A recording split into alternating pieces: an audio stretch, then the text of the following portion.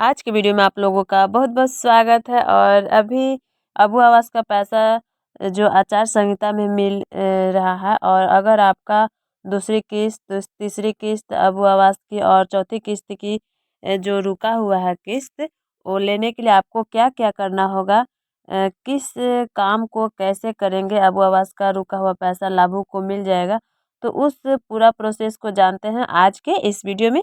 अगर आप अपनी काम मतलब घर का काम जो जमीन लेवल तक कर दिए हैं, हो गया है, तो दूसरी किस्त चाहिए। तो अगर आपने लिंटर लेवल तक काम कर लिया है तो आपको तीसरी किस्त की राशि के लिए इंतजार है। तो क्या, या फिर कई ऐसी अबू आवास के लाभुक हैं जिनका आवास का काम ढलाई तक हो गया है और उनको चौथी किस्त का इंतजार है। तो कोई भी किस्त की राशि अगर आपका अगर रुका हुआ है, तो हमारे सब्सक्राइबर भाई ने लिखे कमेंट किए थे कि दीदी इस आचार संहिता में पैसा कैसे मिलेगा, नहीं मिल रहा है। तो आपको मैं बता दूं कि इस पैसे को कैसे लेनी होगी। तो सबसे पहले कई जिलों में पैसे दिए जा रहे हैं और लाभुक को अब तक नहीं मिला है। तो वो भी बात आज के इस वीडियो में बताऊंगी, जिससे कि आप दूसरी किस्त या तीसरी किस्त की राशि या चौथी किस्त की राशि, सारे किस्त की राशि अबू आवास योजना की राशि को आसानी से ले पाएंगे। तो आज के इस वीडियो जो है बहुत ही महत्वपूर्ण है आज का वीडियो। तो आप इस वीडियो को अंत तक ज़रूर देखिएगा। और वीडियो में आगे बढ़ने से प्लीज़ आप लोग अगर हमारे चैनल पर पहली बार आए हैं तो प्लीज़ हमारा चैनल को सब्सक्राइब कर दीजिएगा। और इसी तरह से नए नए अपडेट को मैं आप लोगों को बताते रहूँगी।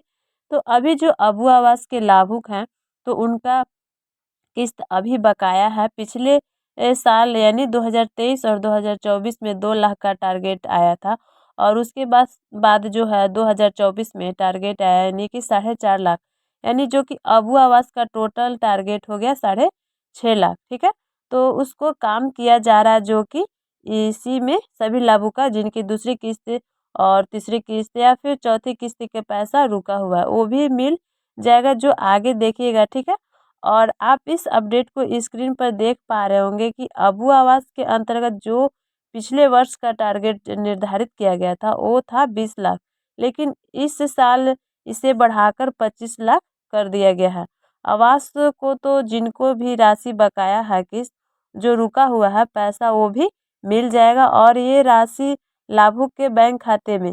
और इसके साथ ही यहाँ पर आप अपडेट देख पा रहे होंगे कि जिनका आवास कंप्लीट हो चुका है यानी हो गया है, और आप में से कई लाभुक ऐसे हैं जिसकी आवास स्वीकृति कर दिया गया है। और अगर लाभुक को कम से कम पहली किस्त की राशि मिल चुका है तो आगे भी लाभुक को सारी किस्त अबू आवास की मिल ही जाएगी। यहाँ पर आप स्क्रीन पर देख पा रहे होंगे कि यह पहले ही अप टू डेट आया था अपडेट कि 8 लाख अबू आवास बन रहा है और 17 लाख और काम शुरू हो चुकी है। और चलिए जानते हैं सबसे पहले किनको रुका हुआ है पैसा मिलेगा और किनको नहीं मिलेगा। वैसे लाभुक, जिस लाभुक का आवास की स्वीकृति मिल गया है और आचार संहिता से पहले ही, ठीक है, तो यहाँ पर साफ हो गया है कि अगर आपका आवास की स्वीकृति मिल चुकी है इस आचार संहिता से पहले ही, तो आगे की किस्त राशि कैसे मिलेगी, इसके लिए कम से कम अगर लाभुक को पहली किस्त की राशि मिल चुका है तो अबू आवास योजना की पहली किस्त की राशि 30,000 रुपया मिल जाती है, आपके बैंक खाते में मिल गया है। तो आगे की तीसरी किस्त भी मिल जाएगी, इस आचार संहिता में भी मिल जाएगा। आपको बता दूं कि ये कैसे मिलेंगे।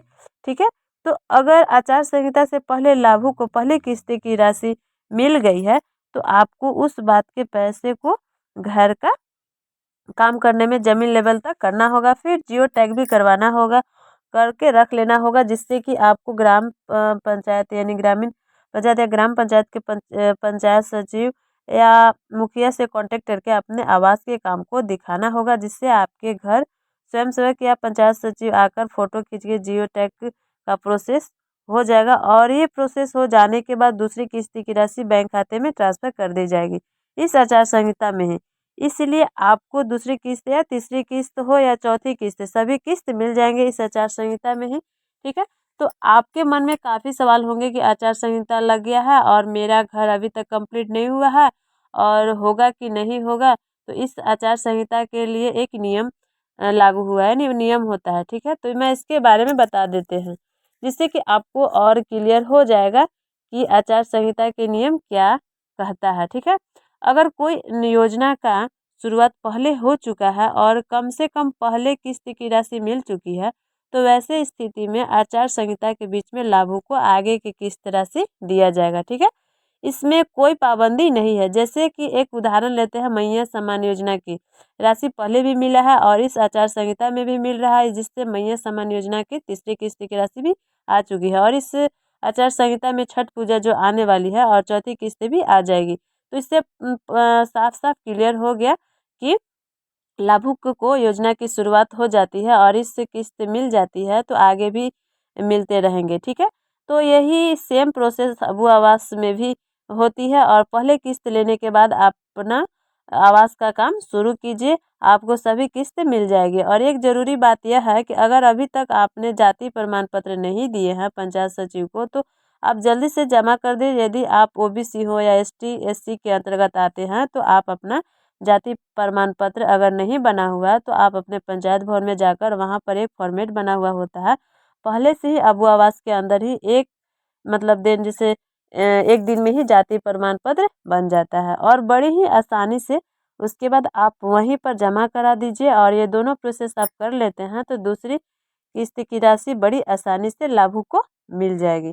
जो आपको दूसरी किस्त की राशि पर आपको 50,000 की राशि खाते में मिल जाएगी दूसरी किस्त में। इससे आपको कोई परेशानी नहीं होती है, आसानी से मिल जाती है। तो अब बात करते हैं, अगर आपको दूसरी किस्त मिल गई है और तीसरी किस्त के लिए कुछ ज़्यादा प्रोसेस नहीं करना पड़ता है, बस आप अबू आवास का निर्माण करके कर रहे हैं उस काम को लिंटर लेवल तक काम को पूरा कर लीजिए और उसके बाद फिर आपको जियो टैग करवाना होगा। यही सेम प्रोसेस करनी है, सेम यही प्रोसेस है तो आपको खाते में तीसरी किस्त 1,00,000 रुपया मिल जाएगी। ठीक है, फिर तीसरी किस्त मिल जाने के बाद आप अपने आवास के काम को ढलाई लेवल तक कंप्लीट करवा लीजिए और फिर आपको चौथी किस्त मिल जाएगी। ठीक है, तो अपने आवास को ढलाई करने के बाद वही सेम प्रोसेस जियो टैग करवा लीजिए। सेम प्रोसेस करवा लेते हैं तो बैंक खाते में पैसा आ जाएगा। चौथी किस्त में यानी आपको आता है 20,000 रुपया और इस पैसे से घर के दरवाजे खिड़की में लगा सकते हैं। और इसके साथ ही मनरेगा के तहत जो है 25,840 रुपया दिया जाता है। और इस जिस तरह से आचार संहिता में पहले स्पीड से काम हो रहा था उससे थोड़ा धीमी गति कर दी गई है।